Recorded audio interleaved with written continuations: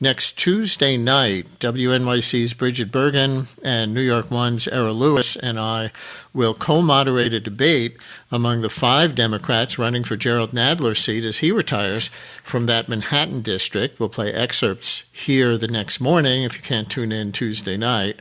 Now we turn to New York's 13th Congressional District in Upper Manhattan and the Bronx, where the incumbent, Adriano Espaillat, is being challenged by activist Darializa Avila Chevalier, who has the backing of Mayor Mamdani and the Democratic Socialists of America. Chevalier had previously worked on Mamdani's mayoral campaign. Espaillat had endorsed Andrew Cuomo in the mayoral primary. Avila Chevalier attended Columbia undergrad and is now studying for a doctorate in sociology at the CUNY Graduate Center. For a little bit of bio, and working as an investigator for the group Neighborhood Defender Services of Harlem. Congressman Espaillat has represented the district since 2017. He served in the state legislature before that. He is chair of the Congressional Hispanic Caucus and was the first formerly undocumented immigrant elected to the House of Representatives. I imagine they'll talk more about each of their respective bios and records as we go. The 13th Congressional District covers East Harlem and the northernmost parts of the Upper West Side, then up through the rest of northern Manhattan and the adjacent area of the Bronx, including Morris Heights, University Heights, Kingsbridge Heights, Bedford Park, and Fordham. According to Data USA, the population of the district is about 50% Latino, about a quarter black, about 15% white, and a third foreign-born within those categories. We will use Mr. and Ms. as we do in these formats, not people's titles. So, Mr. Espaillat, Ms. Avila Chevalier, welcome, and thanks very much for engaging in this forum and in our electoral process. Hello. Hi, thanks so much for having us, Thank you, Brian. And Thank you for having us, Brian. Listeners, the format for this forum will be like last week's for the 10th and 17th Congressional District primaries. It'll be informal and conversational, not a formal debate. I'll pose questions and try to moderate in good faith. And listeners, you can pose some questions too by calling in or texting 212-433-WNYC, 212-433-9692. But we do have some guidelines. First priority will go to undecided voters in the district. If you're undecided and plan to vote in this primary, we encourage you to call in with a question, 212-433-WNYC. But whoever calls or texts, we ask that you come with questions, not speeches or endorsements. The candidates can argue their positions for themselves. Our screeners will ask you to identify if you support one or the other or are undecided. We know some of you fake that. And whether you're from in or out of the district, whatever you are is okay. We just want to be as transparent as we can about who we're putting on. So undecided's first priority from those parts of Manhattan and the Bronx, but anyone else too, 212-433-WNYC. If you have a question for these candidates, 212-433-9692, call or text. As we've all agreed, we will have no opening statements. We will have closing statements at the end. So, Ms. Avila Chevalier, Mr. Espaillat is the chair of the Congressional Hispanic Caucus. He was the first formerly undocumented immigrant member of Congress. He's kind of a household name in the district. Why challenge a sitting incumbent with community credentials like those? Yeah, well, first of all, thanks again, Brian, for having us.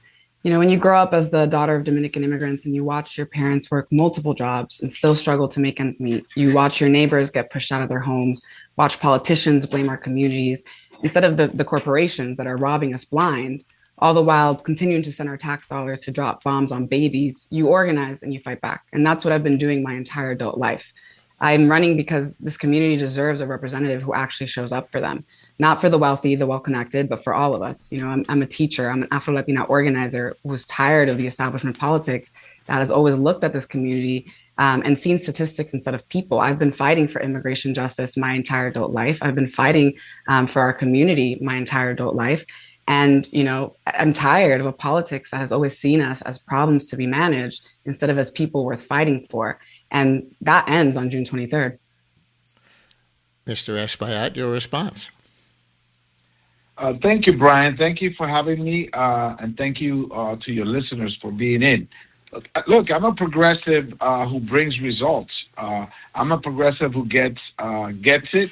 I'm in the top 5% of the most progressive members of Congress. I've been endorsed by Planned Parenthood, by the League of Conservation Voters, by Stonewall. I bring results. I brought in the Second Avenue subway, $7.7 billion to connect Harlem and East Harlem to the rest of the world. I finally delivered the Kingsbridge Armory, which was sitting there idle while people waited for broken promises. And I defend immigrants because I am an immigrant. You know, it was in my house that they came knocking, looking for my sister. It was me that had to go back to the Dominican Republic to get my green card. Had I not gotten my green card, I would have been stuck over there. I know firsthand what it is to be undocumented, to be afraid. My grandmother used to tell me as a kid, watch out when you go out outside and you see somebody coming towards you, because that may be the migra. So no one could tell me about this. I know this firsthand, and I've gotten results for my district. I continue to fight for my district. I'm a new voice.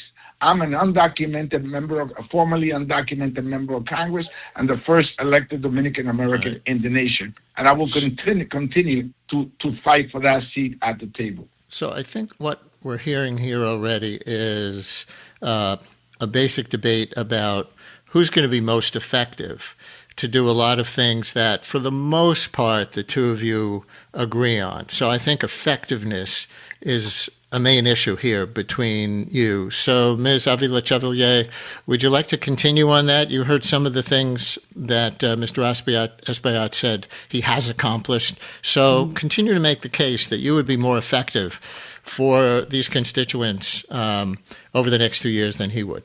Yeah, I don't think it's even only about effectiveness. I think it's also about what are we calling a progressive?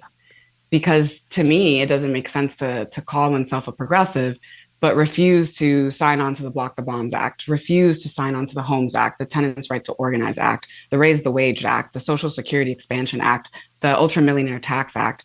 I'm running because my community deserves a representative who will fight tooth and nail on all of these issues, who will make sure that we are protecting our community from ICE by abolishing it, and who isn't shying away from that term, who will sign on to the Melt ICE Act, who, actually has been successful in getting folks out of ICE detention, and who actually shows up for our community when they need them. When my friend Mahmoud Khalil was kidnapped off the streets of our district, right? The incumbent had nothing but 2 sentences about DOJ following rule of law, which they actively were not doing by taking him to begin with. And when his family and our friends went to his office to ask for his support, they were turned away. And so, it matters to me that when we have people calling themselves progressive, that they're actually fighting for progressive policies, that they're actually signing on to these acts that better the lives of our community, and that when our people in our district need their support, that they show up for them, that they're present, that they do everything they can to make sure that they are with them on the hardest days of their lives so that they can support them into something better. So Mr. Espaillat, your opponent is saying it's not just about effectiveness. It is about what it means to call yourself a progressive. And she listed a number of bills there that she said you would not have voted for. How do you respond to that? There's, a number of things in there. I know you can't cite each one, but maybe cite a couple. Why weren't you on some of those bills? Well, look, Brian, my district is not a one-issue district. Many issues are important to my constituents.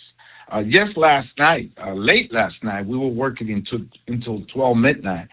I passed an amendment in the Appropriations Committee that protected mixed status families who are in NYCHA, in Section 8 housing, that were going to be split apart. The Republicans were pushing to split a mixed status family apart and deny them basic services, basic benefits. And I passed an amendment in a Republican-controlled committee to prevent that. That's results. When I went to court and I sued Donald Trump to have members of Congress have access to detention centers, as is stated in the Constitution, we won. And as a result, I was able to go to the detention center in Newark, the Delaney Hall, and supervise and hold them accountable. But I want to get to the specific charge here. And so, Ms. Avila Chevalier, I'll go back to you for a minute. Do you want to maybe focus on one or two of those bills that you cited before? Maybe some of the domestic ones, because we'll get to foreign policy in the Middle East as a separate topic, and make him defend? Yeah, thank you. I mean, the thing is that the incumbent is saying that, I'm focusing on one issue. I cited bills on numerous issues, on immigration, on labor, on affordability, on housing, on healthcare, that he hasn't signed on to. The Prescription Drug Relief Act, for example, the Homes Act, the Tenants' Rights to Organize Act, the Raise the Wage Act, the Social Security Expansion Act, the Ultra-Millionaire Tax Act. Let's stop right there. And Mr. Espaillat, if she's accurately characterizing that you did not sign on to those proposals, why not in some of those cases? Brian, I have been the leading voice to get rid of ICE. I think, unfortunately, my opponent gets caught up in the semantics of abolish versus I didn't even mention Mount ICE Act in this. Abolish. We'll go one at a time. You'll both get plenty of time. Go ahead, Mr. Espaillat. Yeah, are we going to get rid of ICE? And that begins by clawing back the money that Trump allocated for them. But I have been the leading voice, and as chair of the Congressional Hispanic Caucus, in getting rid of ICE, and I faced them head on. And I've introduced legislation to get rid of ICE for years, and I will continue to do that to try to dismantle them. I went to Georgia, and we shut down a privately owned detention center right in the middle of the pandemic in Irwin, Georgia, and we're going to shut down Delaney Hall. That's what I do. I bring results to my district. I am in most of the progressive, if not all the progressive legislation that is important to my constituency, right. And I will continue to fight for that seat at the table. Ms. Avila Chevalier, you were trying to get in there. Go ahead. Yeah, I think it's not lost on me that I mentioned bills on all these other issues that were unrelated to immigration, and those were not. There was no response to that.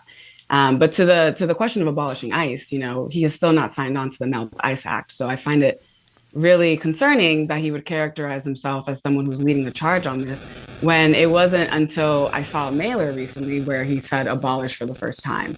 These are not semantics. These words matter. What we're fighting for matters. And for someone who is claiming to be leading the charge on this issue, but has voted for over $7 billion to fund ICE, I think that is really concerning. It's a really concerning claim.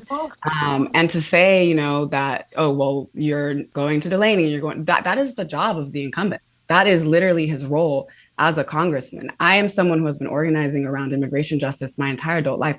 I've been at these detention centers, not when there was a camera, not when I was being challenged, not when, people thought it was popular to do that, but because communities needed me. Families wanted folks who knew how to organize to be able to reunite them. All right. Let me take a phone call that's ICE related. Here's Erica in El Barrio, as she identifies it, East Harlem. Erica, you're on WNYC. Hello.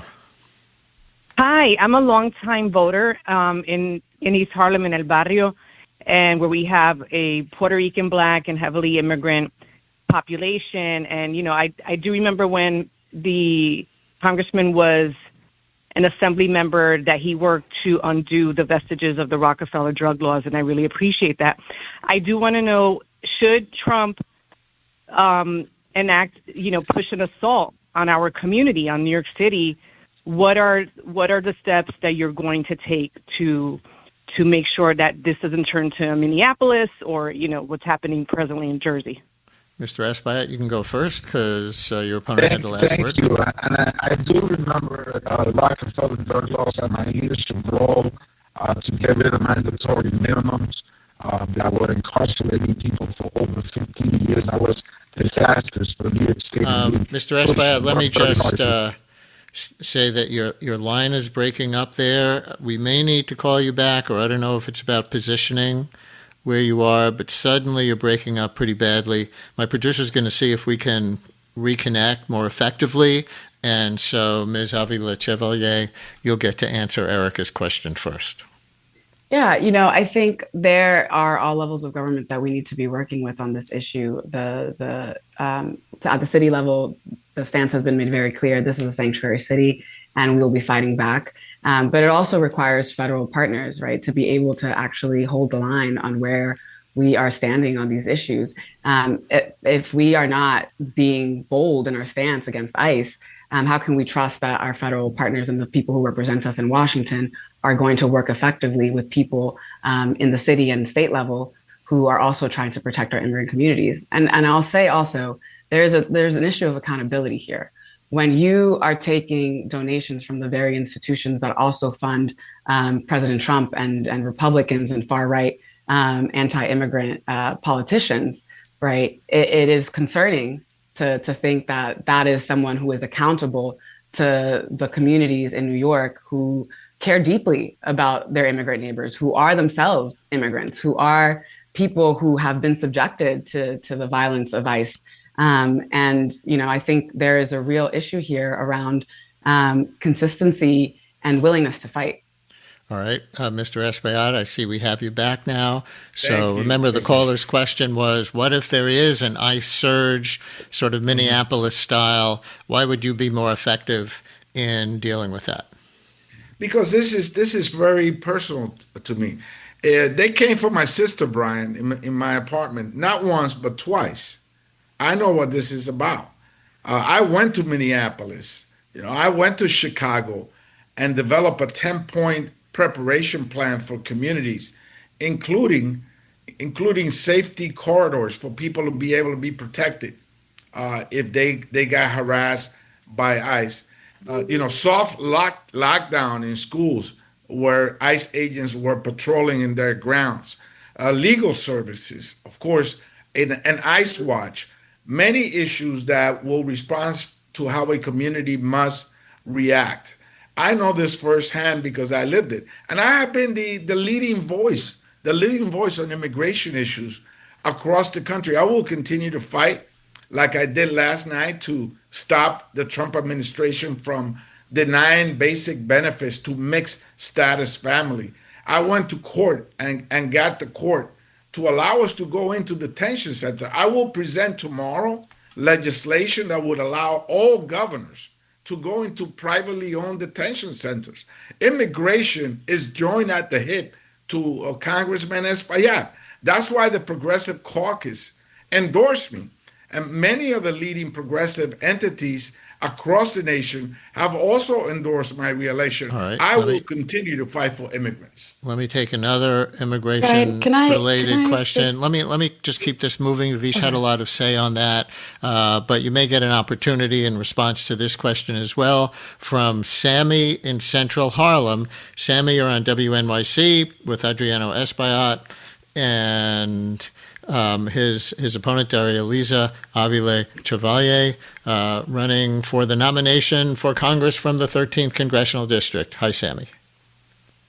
Hey, Brian. Thanks so much for having me. I'm a longtime listener, first-time caller. I've volunteered with asylum seekers for over 10 years. And, my question is for you, Adriano. According to FEC filings, you've taken over $130,000 in donations from different ICE contractors. And so I'm wondering why people who work with migrants, why we should trust you to be able to fight against Trump's weaponization of immigration enforcement. Mr. Espaillat? I have a proven record to fight ICE, and I have a proven record to fight Donald Trump. I'm only accountable to the people that I represent. That has been my record throughout the years. And again, I have a constituency that needs those services. My office has helped over 700 cases a year, sensitive cases of deportations, people that are about to be deported go to my office, and we fight on a daily basis, and we win. I took Trump to court, not just to get access to the detention center. We stopped the IRS from getting and sharing sensitive tax information of ITIN tax people that do their taxes through the ATIN number. We stopped the airlines from selling sensitive and confidential passenger information to ICE.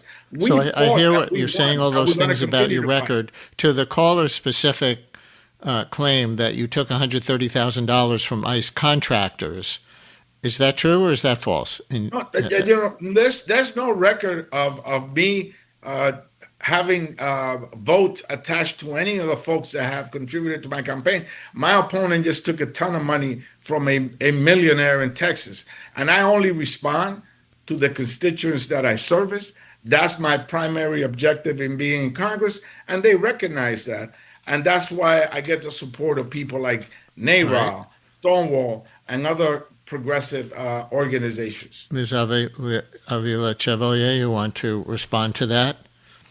Yeah, He cites a lot of things in his record, right, when it comes to ICE. Yeah, and I think the fact that the caller pointed out that over $130,000 in donations from ICE contractors, that is reflected in policy.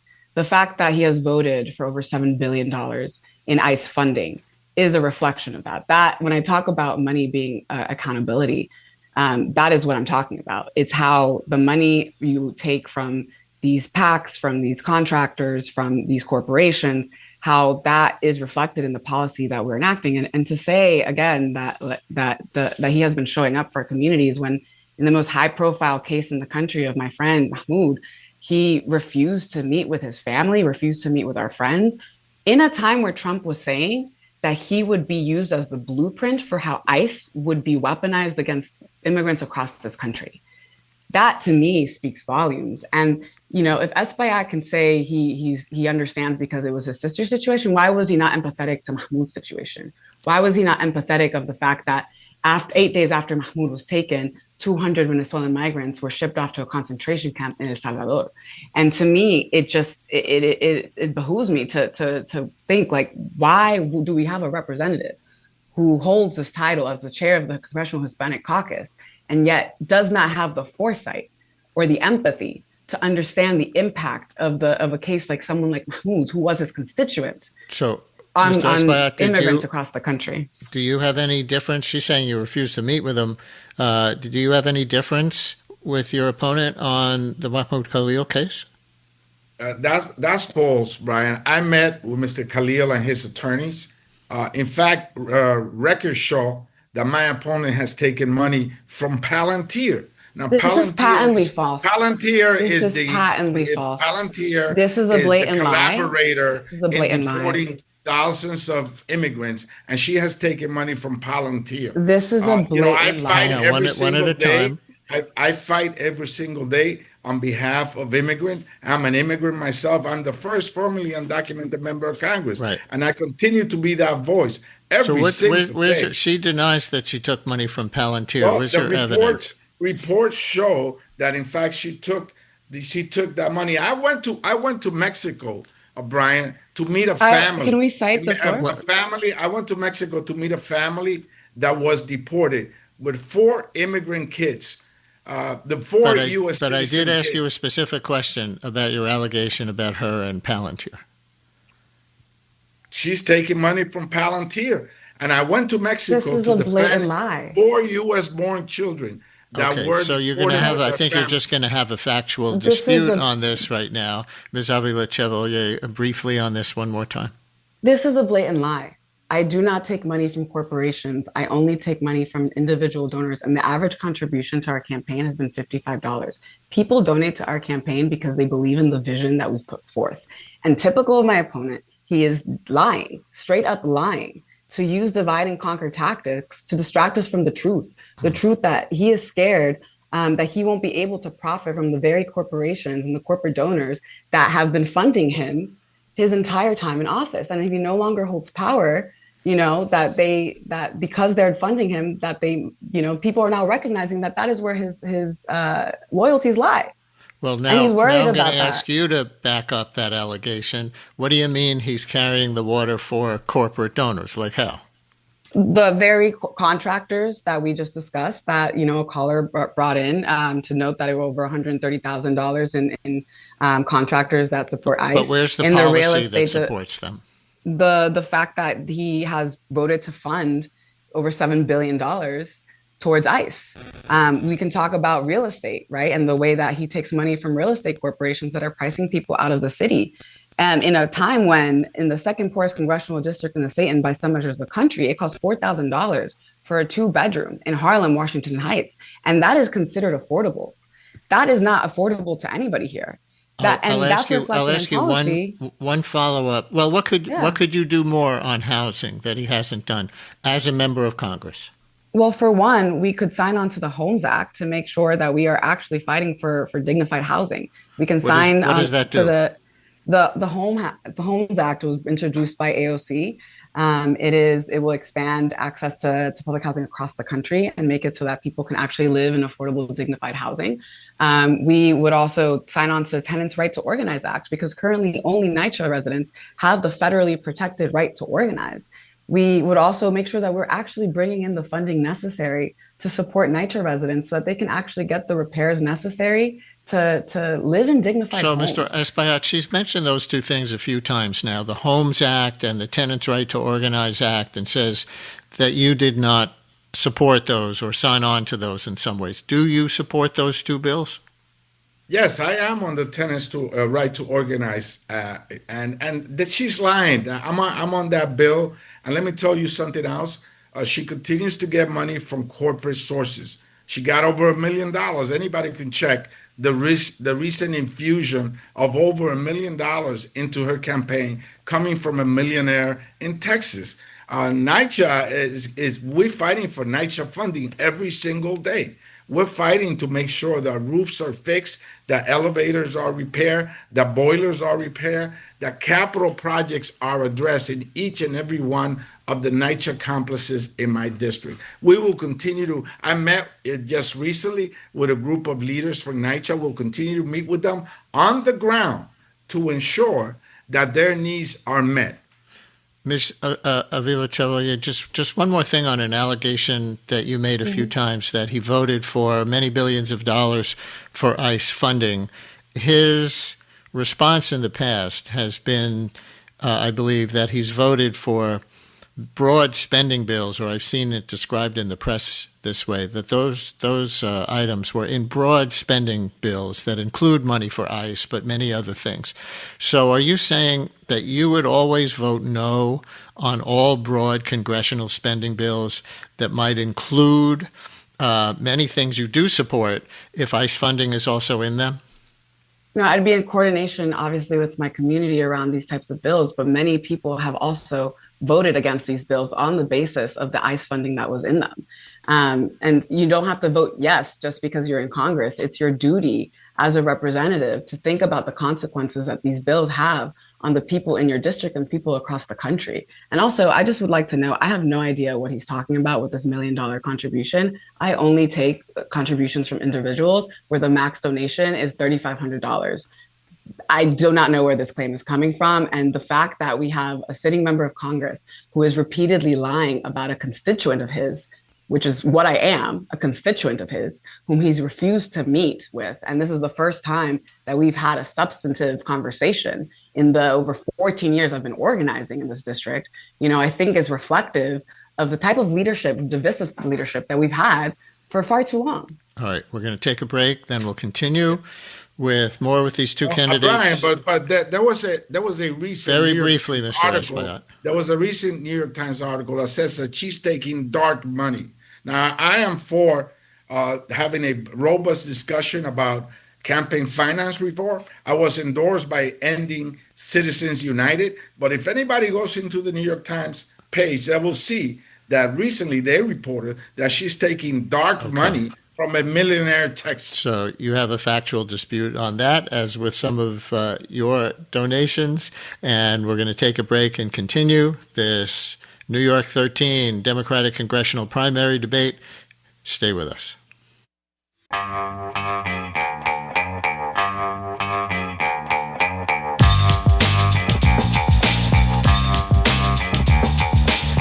Brian Lehrer on WNYC as we continue with our candidates forum.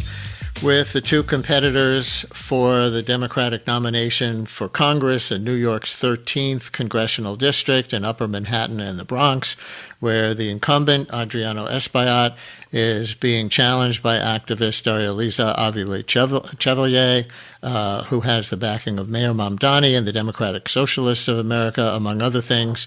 Congressman Espaillat has the Congressional Progressive Caucus and others, and we're talking through a number of issues. Ms. Avila Chevalier, to close the loop on what Mr. Espaillat had brought up before the break, that New York Times story that he referred to, we looked it up, and it says a super PAC created as a counterweight to powerful pro-Israel advocacy groups has pledged to spend $2 million in New York to support a pair of candidates challenging Democratic House incumbents from the left and a third progressive Democrat running for an open seat. So I guess you're one of those challengers, and that's the super PAC he was referring to, which sounds like it's not money from an individual, as you were saying before. So one more explanation on that? Yeah, again, you would have to ask them. I learned about this spending in the New York Times along with the rest of the country. But, I think that it makes sense after seeing the hundreds of millions of dollars that AIPAC has sent corrupting our elections. Last year, when they were the single largest source of Republican donor spending in Democratic primaries, it makes sense that there are Democratic donors out there who, just like Democratic voters, want to fight back against AIPAC and its influence over our democracy. But I want to be very clear that unlike my opponent, I don't take a dime of corporate PAC money. Unlike him, who has raked it in from real estate developers, raising the prices here in New York, and from AIPAC, which is an Israel lobby that is sending our country to war, a war that is costing us $1 billion a day in Iran and slaughtering schoolgirls, while our own children here are hungry, while they are facing homelessness at an incredible rate. We have a poverty rate in this district of 26%, and the childhood poverty rate here is 40%. That is such a deeply, deeply depressing statistic. And the fact that our resources keep going towards bombing communities abroad instead of investing in our babies here should be deeply shameful to every single person who has enacted the policies that make that our reality. Our campaign, right. It's powered by grassroots donors. We have gotten $55. We have, outraised him with an average contribution of $55. Last quarter, we outraised him because people see this politics as one that is reflective of their values. I'm going to end this part of it here and go on. You raised the Middle East. You said spending money on the war, including, activities that bomb children rather than spending on the district. I'm going to take another caller who wants to go further into the Middle East policy question. And I'll note that so far we've taken a caller who appeared genuinely undecided. We took one who was critical of Espaillat. I think this one's going to be critical of Avila Chevalier. And it's Alicia in West Harlem. You're on WNYC. Hello, Alicia. Yes, good morning. I have a question for Darializa. And why hasn't she condemned Hamas, at a forum early this year? And why would she, tweet F. Kamala Harris when you're supposed to support people, especially your own and women? Ms. Avila Chevalier. Yeah, I believe, again, in the right of all people to live in safety and dignity. And what I will not do is let a question be used to distract us from the documented reality that over hundreds of thousands of people, Palestinians specifically, have been killed. That this country, our country, is sending money towards a country that is, and weapons that is being used to kill people indiscriminately. And that my opponent takes money from that lobby. As far as I know, the US does not send a single dime to Hamas. What we fund is the Israeli military. And while, yes, I do condemn Hamas, the problem is that our country, the thing that we can control is where our money and our tax dollars are going. And right now it is going towards indiscriminate slaughter.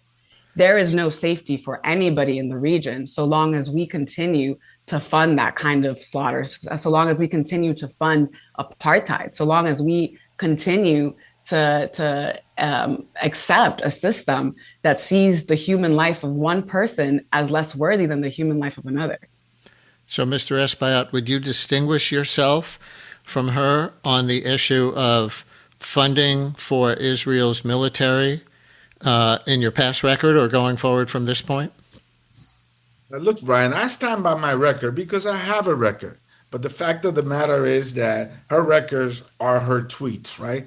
And why would she erase her tweets? And this was not 20 years ago, 15 years ago. I will ask her about her tweets in a minute, and I know the caller brought it up too. But I'm asking you if you are different today on funding, with U.S.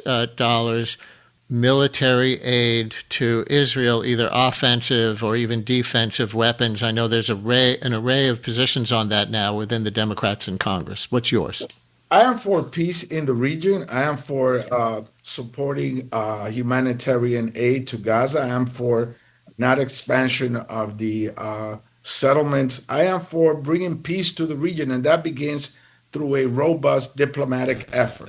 Okay, but the question was U.S. military aid to Israel. Yes, no, or sometimes. I will not give one Brian, additional dime to an ill-fated war in Iraq.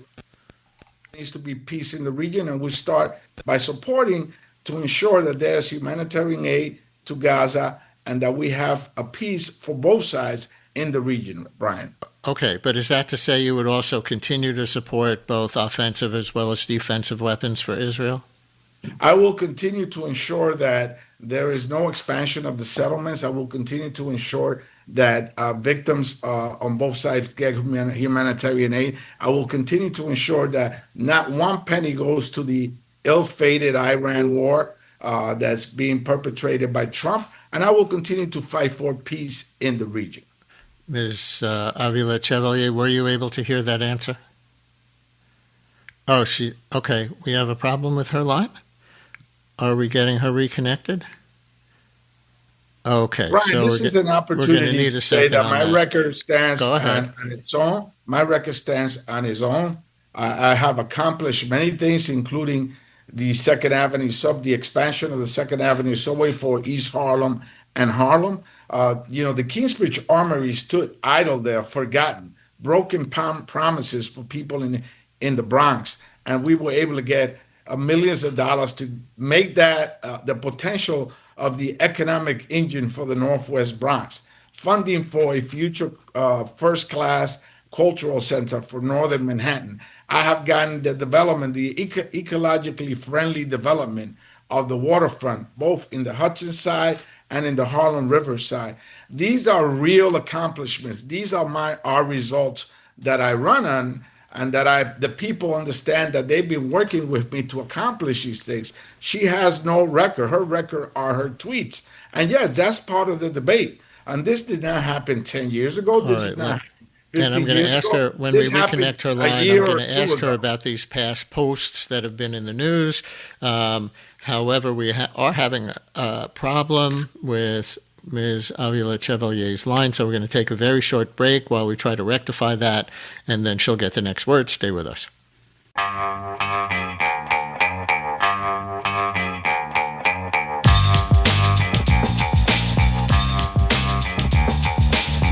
Brian Lehrer on WNYC. I think we've rectified our audio problem. Apologies, listeners, for that, and apologies to Darializa Avila Chevalier, the challenger of Congressman Adriano Espaillat in the Upper Manhattan and Bronx 13th Congressional District Democratic primary. Ms. Chevalier, he was starting to raise your past posts, and there's been some reporting about past social media posts. The caller who we had on a few minutes ago brought up one of them as well. According to CNN, for example, during a 3-day period in September 2021, you reposted now deleted messages declaring, yes, literally abolish the border, and that all deportation is wrong.